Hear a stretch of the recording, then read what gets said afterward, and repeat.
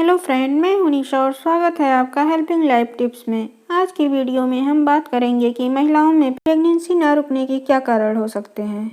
तो इससे पहले हम बात करेंगे कि प्रेगनेंसी ठहरने के लिए क्या चीज़ें ज़रूरी होती हैं। अगर हम महिलाओं की बात करें तो सबसे ज़रूरी होता है उनकी ओवरी से एक अच्छी क्वालिटी का एग रिलीज होना चाहिए। और जब एग रिलीज होता है तो जो फैलोपियन ट्यूब है वो खुली होनी चाहिए ताकि वो एग को उठा सके। और इसी बीच जब हस्बैंड वाइफ के बीच रिलेशन बनता है तो ट्यूब का हेल्दी होना जरूरी होता है ताकि अंडे और स्पर्म मिल सके। तभी फर्टिलाइजेशन होगा और एम्ब्रायो बनेगा। तब जाकर ट्यूब जो है एम्ब्रायो को यूट्रस में पहुंचाती है। अब यूट्रस एक जमीन जैसा काम करेगा। यूट्रस के अंदर जो एंडोमेट्रियम होता है यह एक लेयर होती है जहां एम्ब्रायो को इम्प्लांट होना होता है। तो यूट्रस में कोई भी खराबी होगी, यूट्रस अगर ठीक से काम नहीं कर रहा होगा तो प्रेगनेंसी इम्प्लांट नहीं होगी।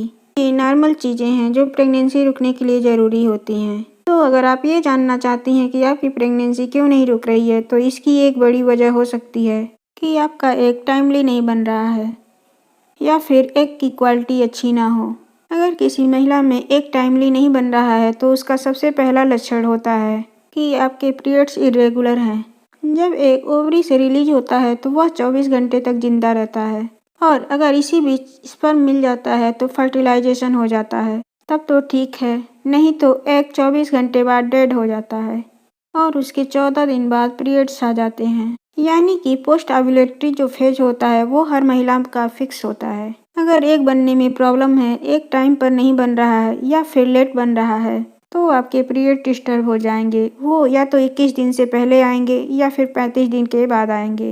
इसके भी बहुत सारे कारण हो सकते हैं, जैसे पीसीओडी का होना। जैसे जैसे एक महिला की एज बढ़ती है ओवेरियन डिजार्स कम होते चले जाते हैं। कोई हार्मोनल इम्बैलेंस होना, खासकर थायराइड हार्मोन की गड़बड़ी होना, हाइपो यानी मोटापे वाले थायराइड का होना या फिर हाइपर थायराइड यानी पतला होने वाला थायराइड का होना। दोनों केसेस में ओव्यूलेट डिसफंक्शंस हो सकते हैं।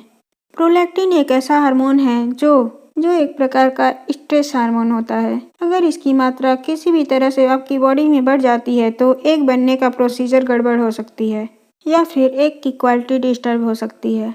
ओव्यूलेशन अगर डिस्टर्ब हुआ तो एग या तो टाइमली रिलीज नहीं होगा, अगर टाइमली रिलीज भी हो रहा है तो उसकी क्वालिटी अच्छी नहीं होगी। नेक्स्ट रीजन होता है फैलोपियन ट्यूब। जो फैलोपियन ट्यूब होती है उसका काम होता है एग और स्पर्म को मिलाकर एम्ब्रायो बनाने का।